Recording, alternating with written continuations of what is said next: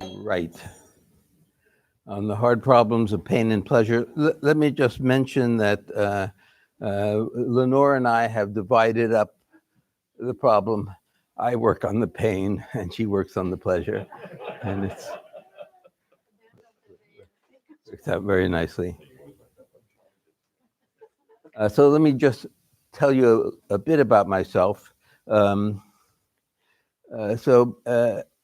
I guess I got into this when I was in second grade. Second grade because my teacher told my mother that I might be able to get through high school, but don't expect I could get to college. And it bothered my mother a lot. It didn't bother me that much, but I did want to get smarter. And I asked my dad, what can I do to get smarter? And eventually he came up with the idea, look, if you understood what's going on in your head, you could be smarter. And I thought, that's a great idea. That was wonderful. And I can remember also when I was in fourth grade, walking in the garden, trying to figure out what's in my head, by introspection. And that doesn't work. Introspection does not help you to know what's in your head. I was looking for a model of some sort. And in fact, later when Lenore pointed out to me that bars had this model, that was fantastic. That's what I was looking for. In the fourth grade, I was looking for that theater model of consciousness. Yes, wonderful. So I did actually manage to get to college.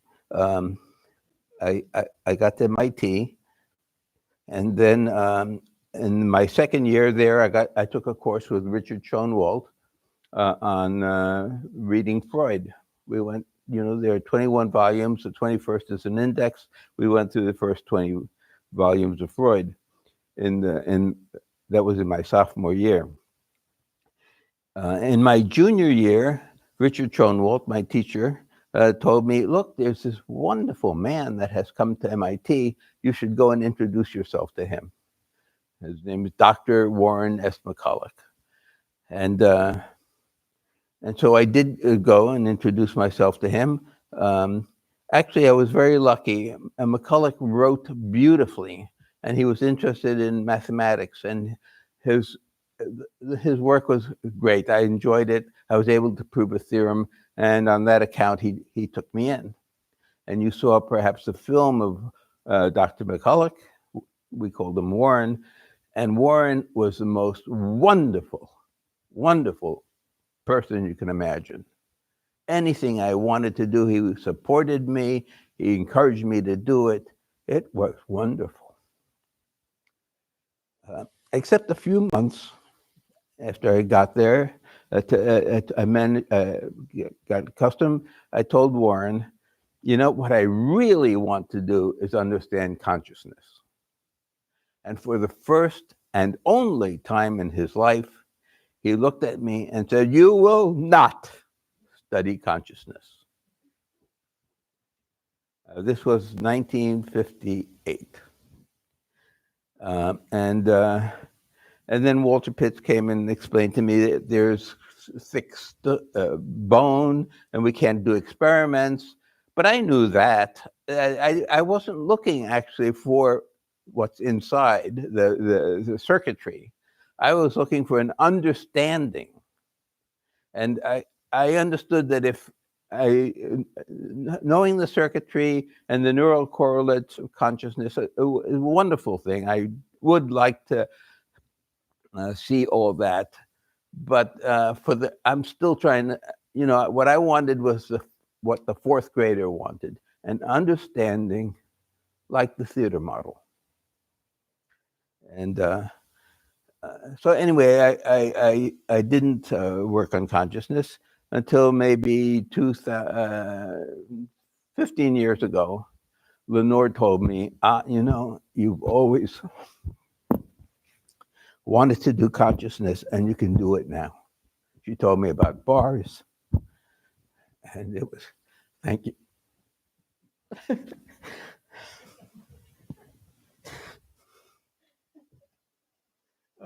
I don't know what to do about this. Anyway, so the talk is on the hard problem of pain, and Lenore will eventually tell you about the hard problem of pleasure. Not now. No. So I look at pain because it's a real puzzle. How can a machine generate the feeling of pain? The fact that I personally can feel the agony of pain convinces me that machines can be made to feel pain, because I see I'm a machine, and so I'm made of flesh. Machines, people are made of flesh and blood. But machines are made of silicon and gold. I don't see much difference. So the machine should be able to feel it. Uh, how is it possible for a machine to actually feel pain? How is that possible? What I'm going to do in this talk is to give two principal explanations for how a CTM can generate agony. Two explanations, only two. I thought for a while that the first principal explanation, which has to do with conscious attention, I thought I had it with that. And then Lenore pointed out to me, you have to also have conscious awareness. So who knows? Maybe there's a third explanation that's needed. We'll wait for Avram to tell us. Could be. Anyway, so this talk is about the CTM robots, which are robots with CTM brains. Our goal is to understand how a CTM can experience pain. And for this talk, our examples assume that humans have CTM brains. You know, we haven't defined a robot. It's not clear exactly what a robot is. So when I talk about a CTM robot, think of a human being with a CTM brain. Okay, that'll make it possible to understand a bit more. So the two generators of pain. How is severe pain generated? I'll talk about severe pain. What I say also applies to ordinary pain, but I like to think about really severe pain because something weird is going on when you have severe pain. Right? I mean, when you're in agony, look, when you're in agony, you can't do anything else. You cannot do anything. And isn't that strange? That just when you need your brain to help you, you can't do anything. So the first generator of pain is the generator from conscious attention. When severe pain is broadcast, all processors receive the broadcast. All processors do whatever they can to the extent they have time and know-how to deal with the pain. And this is built into the processors. So in the case of severe pain, those processors have built into them that they should put everything they're doing on a stack, they interrupt. Put whatever you're doing on a stack and pay attention to the pain. The processor is not permitted to do anything else. And you're still able to breathe and other stuff because fortunately you have an unconscious brain there working on it. But yes, so that's the first. And I did think that this might be exactly what pain is about. You see, when you have pain, that the cause of that pain, you burned your finger, whatever it is, the cause of that pain clearly gets up there, gets up into STM, and broadcasts the fact that there is this serious pain. And look, every single processor knows about it. If any processor is responsible for the feeling of pain, that processor knows about this. Every single processor knows about the pain. I don't think that there is a processor that deals with this, but I do think that the fact that every processor knows this pain is a reasonable reason to believe that the machine is feeling pain. You know, it's a problem. We're going to have we have to go back to asking, well, on what basis can you say that the machine feels pain? That's kind of rough, right? I mean, it sort of reminds me being in physics and being taught about F equals ma and that vectors add vector addition. And I wanted to know, why does F equal ma? Why do vectors add in this particular funny way? And I was told, no, physics doesn't deal with that. Physics tells you how, not why. And so I sort of feel that I'm at somewhat that point with consciousness. I can't give you something that you will absolutely agree is the cause of pain. It's like asking what F equals ma is. You simply cannot go there, which seems unsatisfactory, doesn't it? It doesn't feel right. How are we going to tell that we're on the right track? You know, in mathematics, you can tell you're on the right track because you have this notion of proof. You have a theorem, you prove it, the proof tells you you're on the right track. You can't prove it, who knows? So mathematics is great that way. Physics is great that way too. In physics, besides the fact that you use mathematics in physics, there's also the fact that you can do experiments.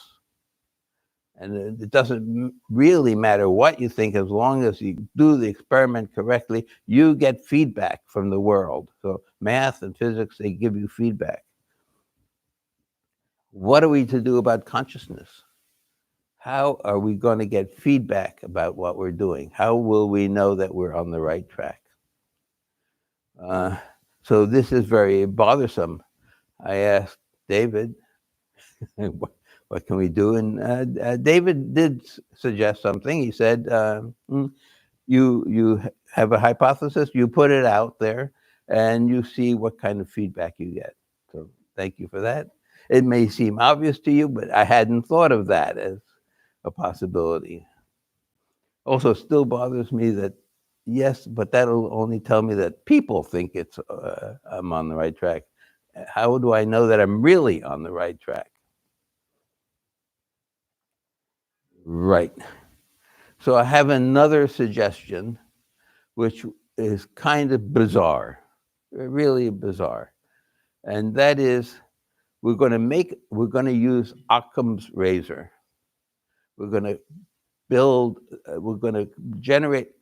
create a machine, a model for consciousness, as simple as possible.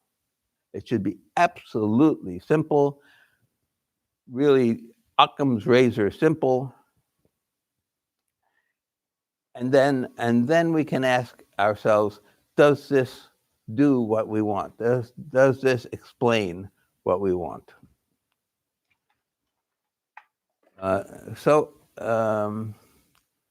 Right, Occam's razor. Well, you saw the CTM. Let me just mention that Lenore and I worked for years trying to come up with a good model. And one model after another, we would take the model and then try to see if it explained stuff, and the model became more and more complicated. So no, that wasn't good. Tried a different model. One of the models that we tried was the deterministic CTM. I wanted determinism. I really wanted determinism because I wanted to show that even in a deterministic world, a deterministic machine will feel it has free will. And I think I understand why it would have that, but that's another talk.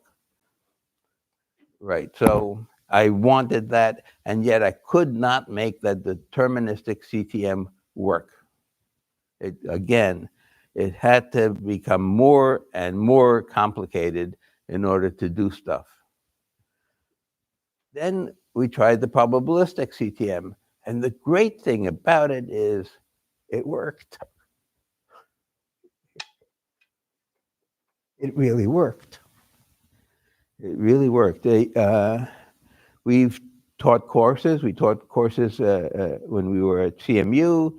We've since taught a bunch of courses at Peking University, and always, and especially the last time, the students at Peking University are absolutely incredible.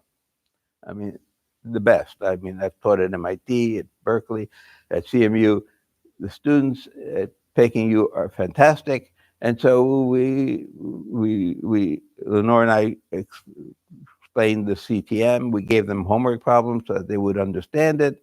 And we asked them for a research project to come up with something that the CTM does not explain, something you would want it to explain, that a good theory of consciousness should explain, and that the CTM does not explain. And the great thing is these 25 students each came up with their own notion. And in every case, when they said, look, you need to have this added to the CTM, we could show that, no, you don't need that added. The CTM works to explain this thing that you want. So that's sort of like putting it out there, isn't it, David? We put that out there, and so far it seems to have worked beautifully. So here's the thought about the kind of feedback we can get.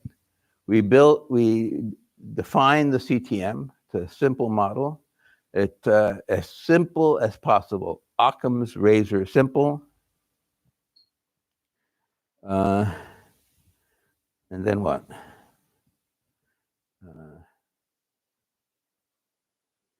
CTM, Occam's razor simple. And that will be our feedback. If that thing works, if we can use that to explain, then the fact of its working would be the feedback we need to believe in the model. So I mentioned the generator of pain, the generator from conscious attention.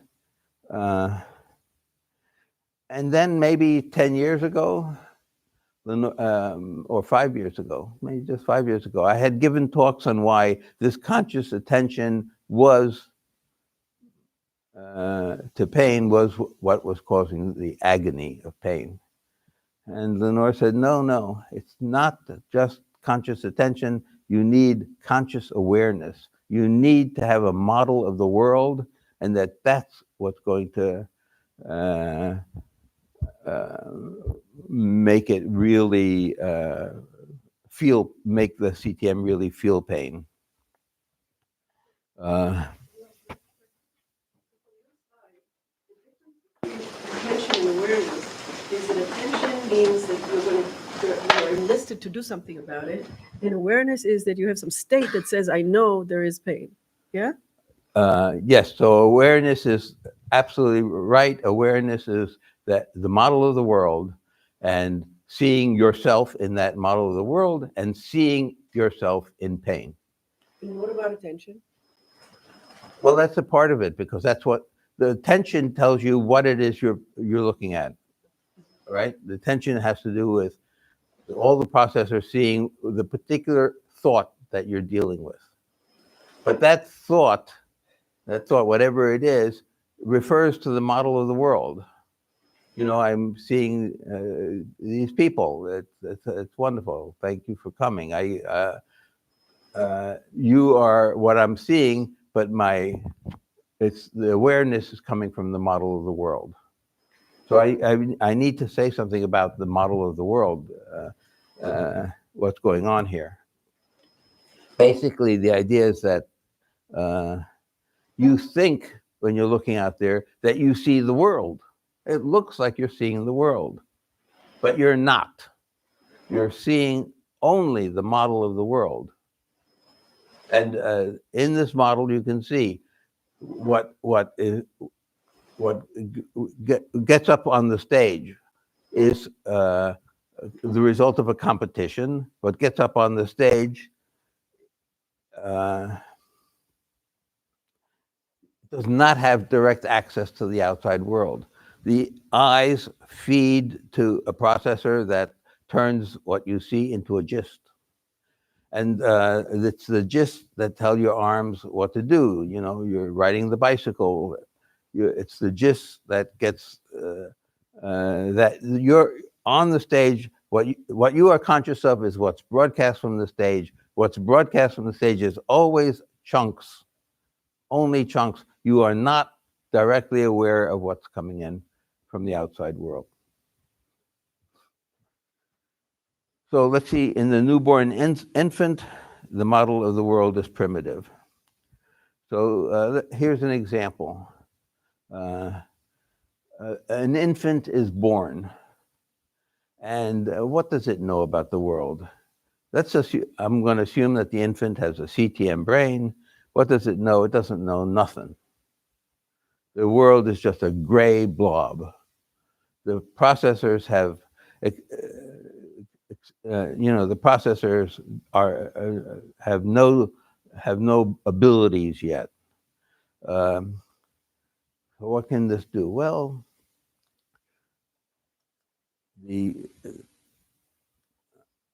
yes, the world is just this gray blob, and there's nothing special. All the processors are competing, but they don't have anything really special to send up there. What they have is weights of ±1, thereabouts, except that at some point, some processor that's measuring oxygen, a kind of a gauge, says, I need oxygen.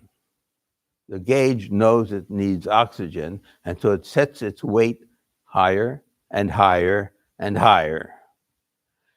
And that gets broadcast, and it becomes a scream. I need oxygen. Well, this scream is telling every single processor to do what it can to get that oxygen, but processors don't know what to do. So they do everything they can, whatever they can. The arms flail, the legs flail. I wasn't sure that this would be true of an infant, but then Lenore said, yes, it's really true. And then, so I went further. It seems like, well, what about the processor for peeing and pooing?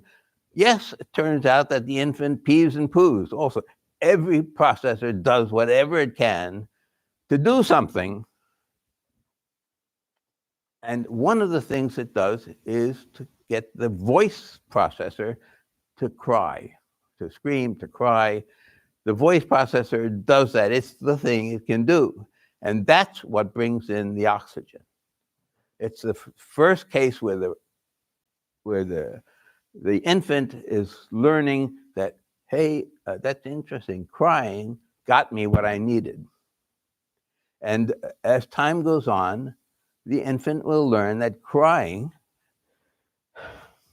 gets it what it needs. You know, later on, as Lenore mentioned, some processor, maybe for hunger or thirst, begins to say, hey, it's just a gauge. These processors, some of these processors are gauges, and there's this gauge for hunger and thirst, and this processor puts a weight on the need for food. And the weight simply grows bigger and bigger, and the baby finds that crying works. The mother puts the baby to her breast, and it's wonderful. The baby learns that this soft breast is also a source of milk, and what that is a way to get the terribly high weights down. So now the processor has learned that crying works for more than one thing. Eventually, the infant will learn that crying works for everything. Doesn't matter what. If you need something, if you're in pain, cry. And this seems to work for a while. Okay. So 2 kinds of pain. So let me mention this. I want to explain exactly what I'm trying to get at. We're trying to understand the hard problem of pain. What is it that causes the CTM to actually feel pain? The easy problem is to build a robot that knows when it has pain. The robots will have the same kinds of nociceptors that we have, and it will know when it has pain. But in pain asymbolia, the person with pain asymbolia knows when they have pain, but they don't feel it. They don't suffer from pain. It's a very weird thing.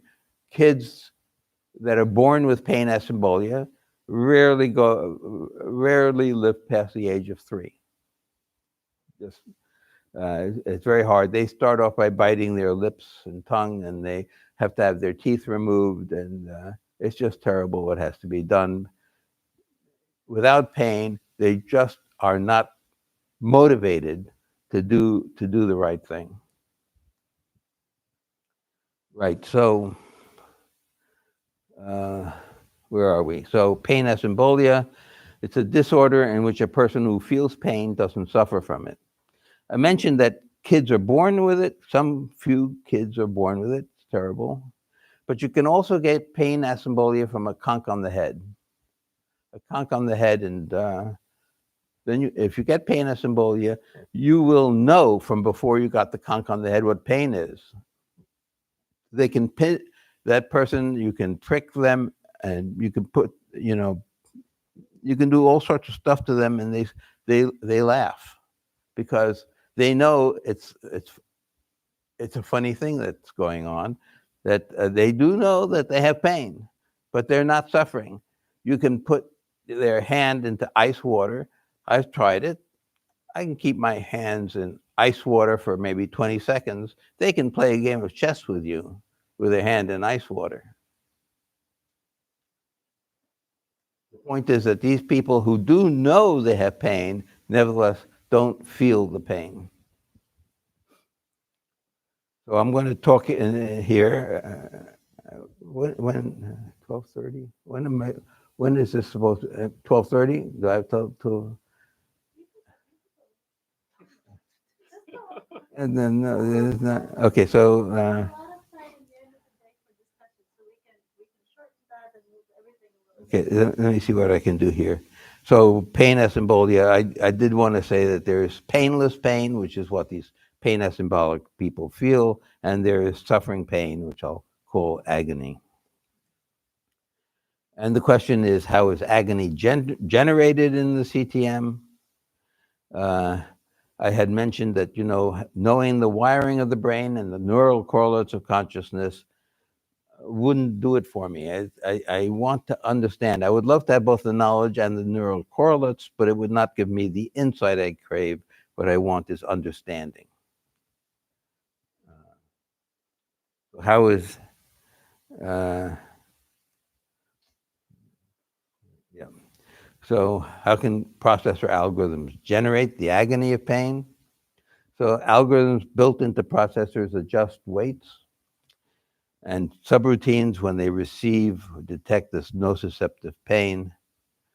And when a processor detects nociceptive pain, that is the pain from the damage, an algorithm built into the processor forces the processor to pay attention to the pain. So in the case of severe pain, the processor cannot do anything else. It's forced to put what it's doing on a stack and to pay attention to the pain. And this is weird because when you have serious pain, that's when you need your brain.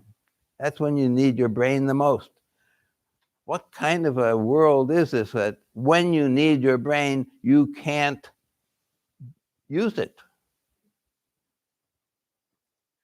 So we suggest, pain forces processors to take a step back from what they are doing. In the case of extreme pain, only basic housekeeping processors can do anything at all.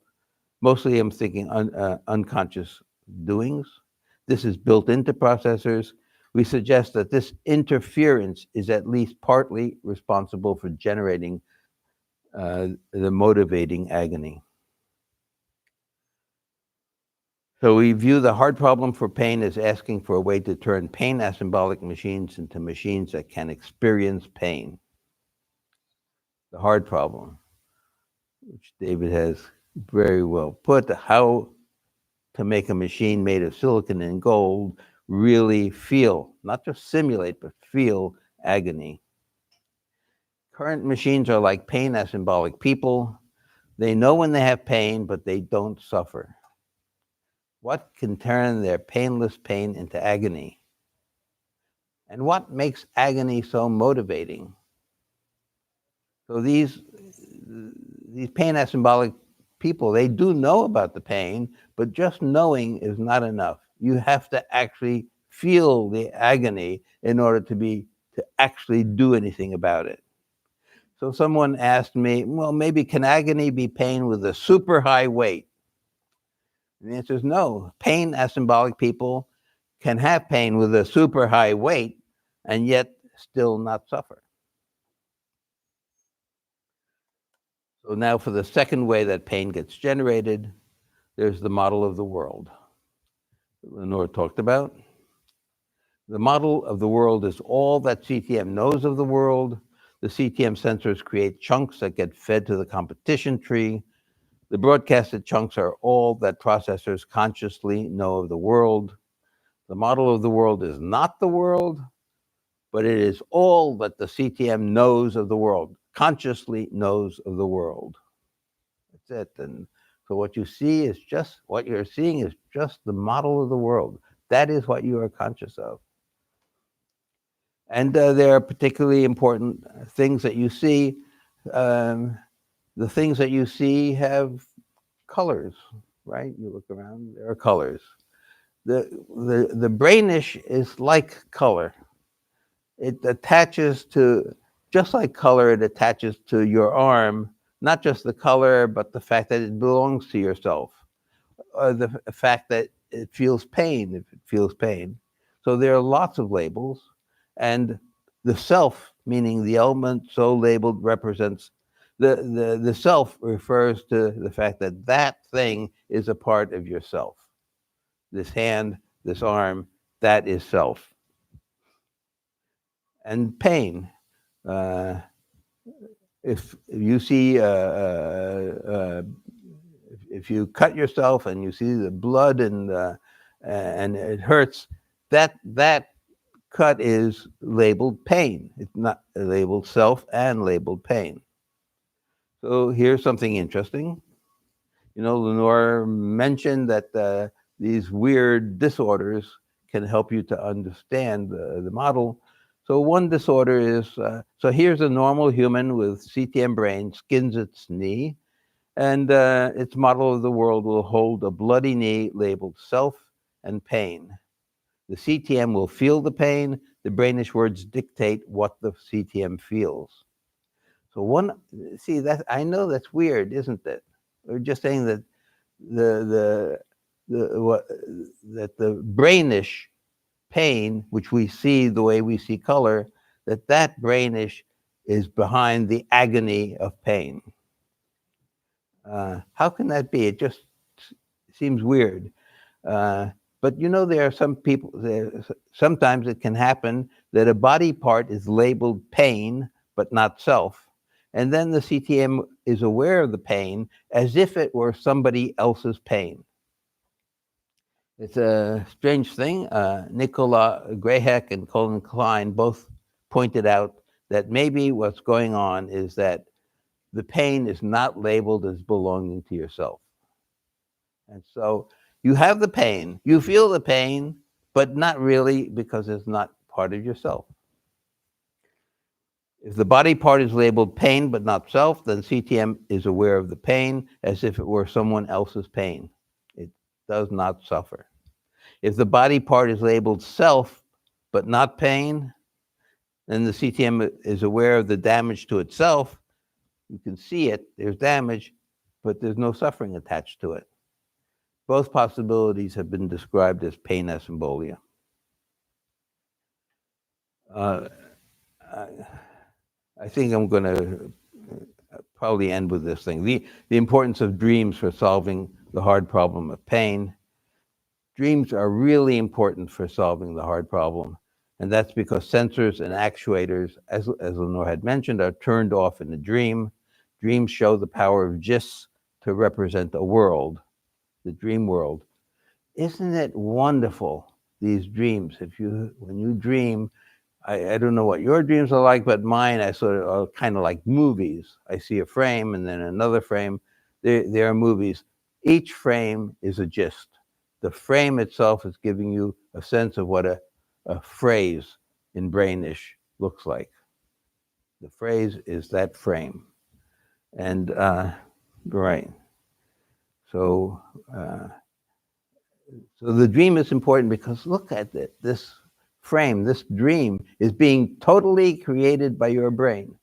The brain really has created that. You haven't gotten it from the world. You've got it totally inside of you. Yes, your brain has that gist. CTM can, what can a gist represent? How powerful can it just be? CTM can dream an impossible situation or event that appears real to the dreamer, appears indistinguishable from reality.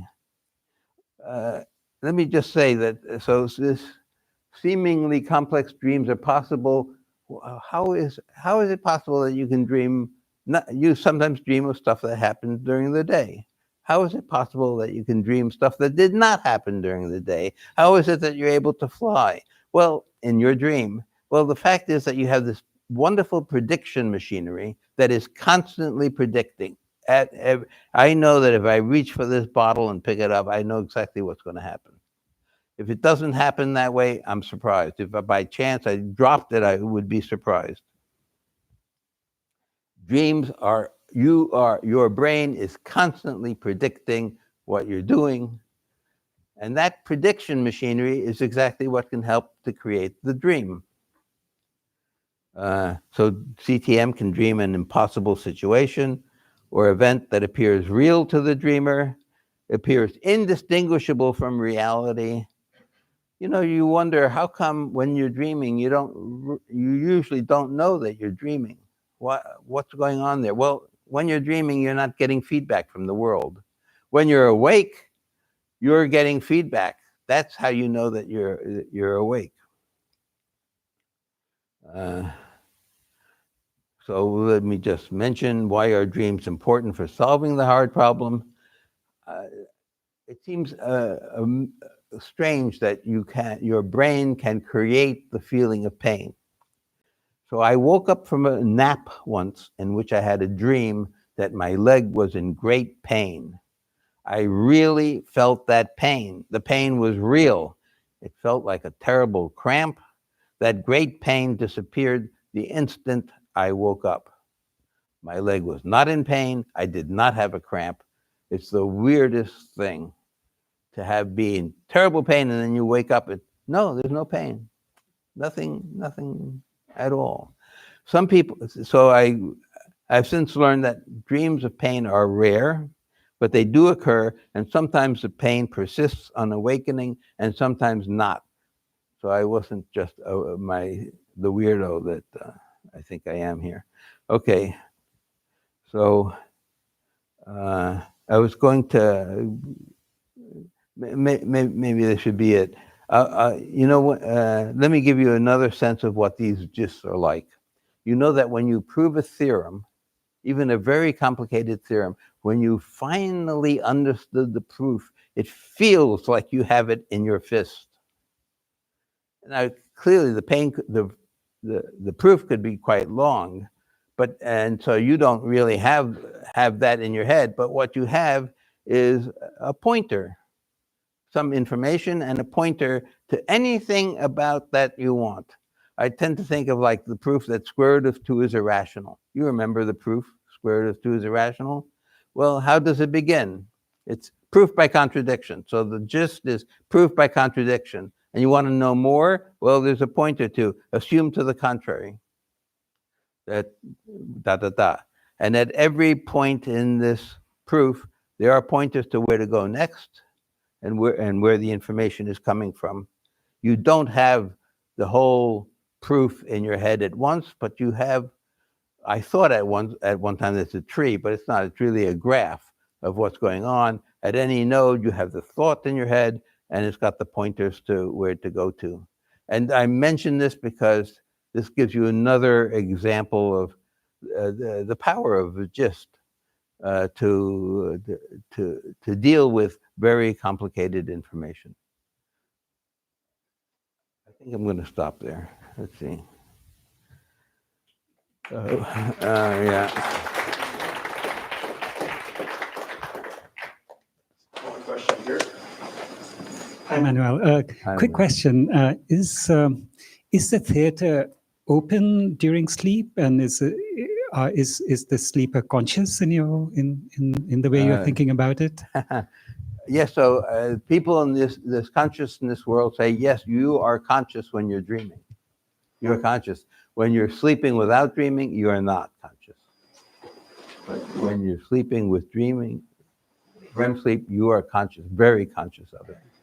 And so this perception that, so it's consciousness, but then what's turned off in this theory when you're sleeping, but you don't know, that you're dreaming. So there's something that's turned off. So which is there? You want to know what's happening, because after all, there's this competition going on all the time. Processors are always putting stuff into the competition. And there, you also, this gauge of fuel gauge and oxygen gauge. Well, there's also a sleep gauge. And at some point, that sleep gauge really takes over. It generates the need for sleep in a high enough weight that nothing else can get up there. And so for the time that you're sleeping, there's nothing more than this one chunk that says sleep at the top. Broadcast. That's right. Me? Okay, here. Yeah, thank you. This was very interesting. So I would like to ask a question about your claim that the model of the world is primitive, and your example was the newborn infants. The infants. The model of the world would be the model of the word processor would be the primitive part. I thought that in the case of pain, the primitive would be, I don't know, maybe a bodily awareness processor or a sense of body ownership processor, something that would, some internal system that would represent the pain as a part of the system, and not the model of the world. So I just want you to elaborate a little bit more why the model of the world would be relevant in the case of pain. I would think that maybe it would be a kind of, I don't know, model, a model of the self or bodily awareness or sense of body ownership or sense of self ownership. Yeah, so that's a great question. Lenore mentioned that I have been thinking that maybe the model of the world is all of the processors, every single processor. I haven't thought this through, but in some sense, you're suggesting that maybe, the model of the world has some object in it, and that object is labeled not only with its colors, but its smells, and or it could be a thought labeled with an appropriate way. So this surely is going on in some processor. I see you, and I have you are in this model of the world, and you're labeled many ways, and that is what I know of what I'm seeing. Yeah, but in the case of the pain, what we need is something in the system that says it hurts here in my body. Well, yes. So you have. So the colors and the thoughts or the shapes will give information about the world. And I think what you need in the case of pain and information that it hurts here is some you have kind of indexical information about your body. You have a processor that deals with the tip of your pinky. And it knows if that, when you touch the tip of your pinky, that processor knows you're touching it. And that tip of the pinky gets hurt, that processor knows. So Lenore mentioned we have 10 million processors. 10 million comes because we have 10 million cortical columns. We view the cortical columns as the processors. And we know that there are processors dealing with the feeling of every part of the body. So in everyday parlance, we use the word pain to refer both to the source of pain and its result. But in medicine, one distinguishes between the injury and the suffering. And I wonder whether Oh. that might not facilitate things here. That's why when you go to the hospital, the doctor says, what is your pain from 1 to 10?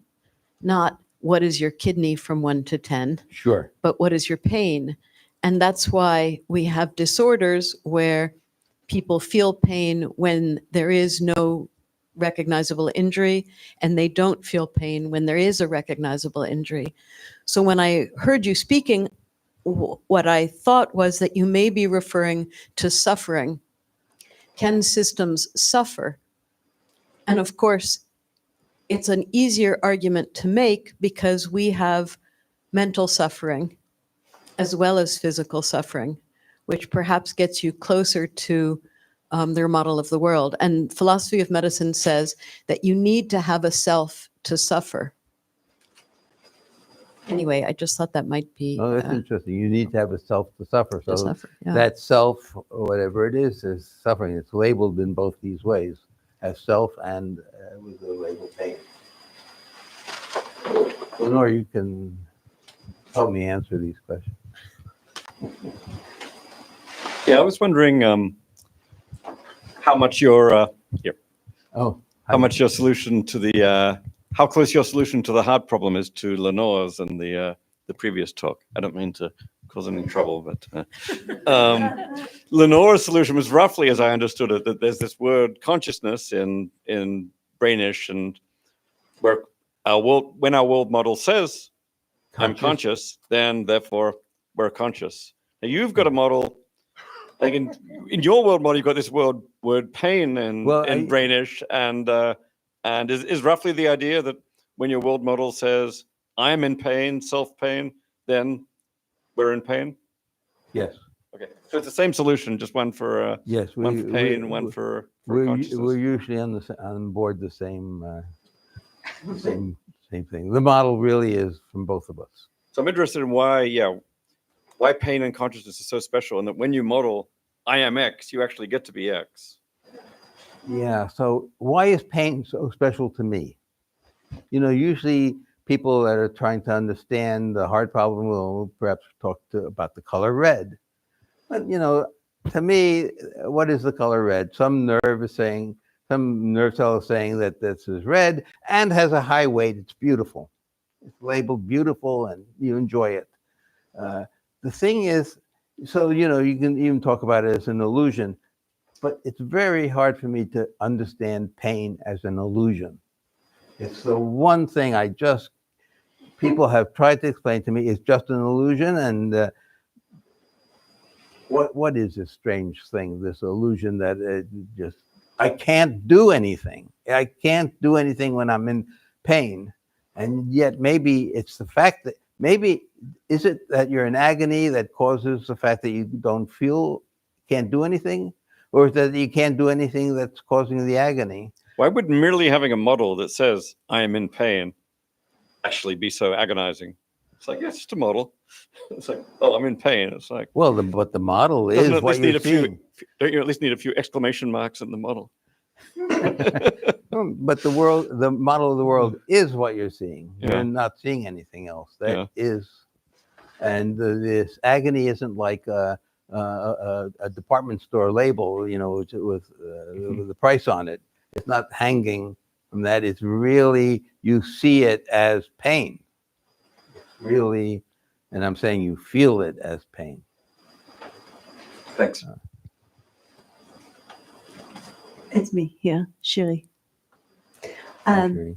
I wanted to ask more, maybe you can elaborate more about how the dreams are important for solving the hard problem. I understand how they show us like what a gist is.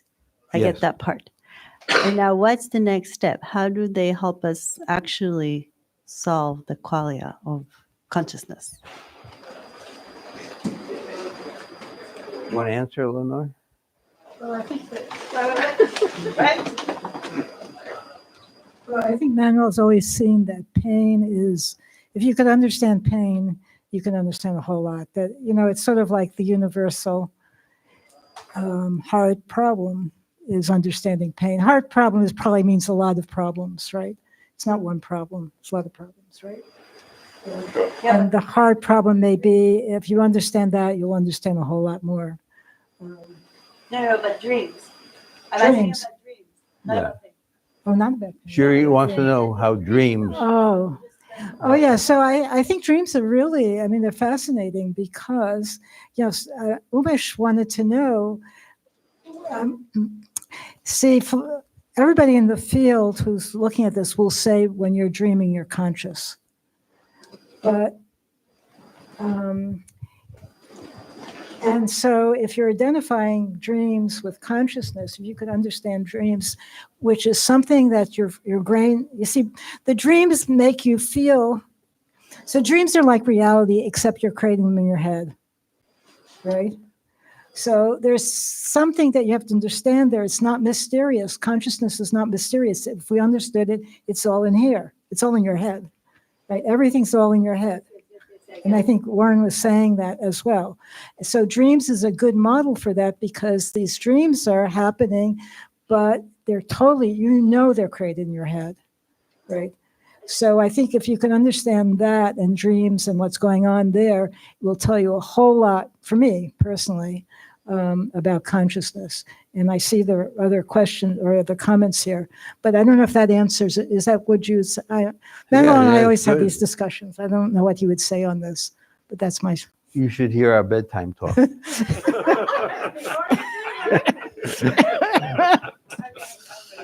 talk about pleasure. Okay, done. Enough information. Okay. So it seems to me like the theory that the Blum theory is really a nice abstract version of, as you say, the global workspace, the Dennett, the Graziano kind of theory about consciousness. And all of those depend on the fact that you've got this pretty high level cognitive structure where you have attention, you have working memory, you have broadcasting of information in working memory, you have a pretty complicated world model.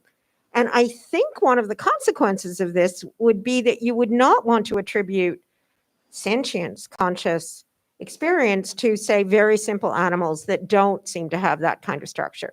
And I wanted to follow up on something Lenore said about, the octopus, right? So an octopus or a brine shrimp or, very simple, again, I think of them as like being these simple Cambrian entities. And as you probably know, like there's been a big, there was just a big project about trying to work out how should we think about fish and bees who seem to have a cognitive structure that's really different from this cognitive structure. And just a little bit of an additional point. I think in a way, what you're doing and what Graziano is doing and what the global workspace is doing a beautiful piece of psychophysics for this particular kind of phenomenology that grown-up adult professors have a lot, which is the phenomenology of trying to solve a problem and having a working memory representation of that problem. But I think you might wonder how much that's just a feature of this particular kind of phenomenology rather than being the kind of sentience that, at least intuitively, seems to be much more widespread among different animals. And infants are relevant to this discussion as well. Yes, they are. So you know about the cleaner wrasse? It's a fish about that size, blue striped. You can have it in your seawater aquarium. The cleaner wrasse passes the mirror test for self-awareness. So the cleaner wrasse is swimming around. You put a mirror in front of it. when it sees it for the first time, it somehow realizes there's something funny here. And you see that cleaner wrasse fish doing strange things. You'll see it swimming up, you'll see it swimming down. You'll see it swimming upside down in front of that mirror, something that you never see. And then after that, you can inject this red dye into their chin, and then the cleaner wrasse, when it sees it in the mirror, goes over to a rock and tries to rub it off. So yes, cleaner wrasse fish passes that self-awareness test, and it seems to me very close to consciousness. Also, the cleaner wrasse tend to have a cleaning station. There's a whole bunch of wrasses, and they have a cleaning station. And look at this. Fish know about the cleaning station. They come to the cleaning station, they open their mouth, and they let the cleaner wrasse take off the debris from the skin, but they even go inside the mouth and take care of the teeth and everything else. Look, these fish know. They know something. These are the dumbest looking fish that you eat knows to go there and to open its mouth and to let the cleaner wrasse do its thing. And when they're done, it closes its mouth and goes off. Could I ask you I have a question? Could I ask you that, okay, certain meditative practices claim Oh, yes, certain meditative practices claim to be able to suspend the suffering from pain while experiencing all other experiences. yeah. And you see that in Buddhist monks who self-immolate, Yeah. they say they were aware until the last moment of everything except pain and feeling of suffering of pain. And so this is something that maybe is understood in your... Isn't it More- amazing that you can Yeah. do that? Yeah. Yes, so I like the explanation from the CTM for both meditation and hypnosis. So you haven't, okay. They're both kind of close. And in those, the reason meditation is so difficult is you've got to get, the processor that wants to meditate has got to get that weight up high enough that nothing else can get up into short-term memory. Nothing else. And that's all the processors are trying to get up there. They're raising their weights. The meditation processor has to get up there, get its weight up there so that nothing else can get in there. And it's very difficult to do that. It's very difficult to not let other thoughts get in you. The Buddhist monk that did this, he was really amazing. Yeah. For a moment there, I thought that pain is a private experience. But then I thought about it, and actually, when you see somebody in pain, you can have the pain experience yourself. Yes. And so it's like the dreaming the pain. You Yeah, know, it's very just- much. Yeah. Very much. That limb or whatever that's damaged is labeled pain, but if it's labeled pain but not self, it's like somebody else's pain. I think that's it.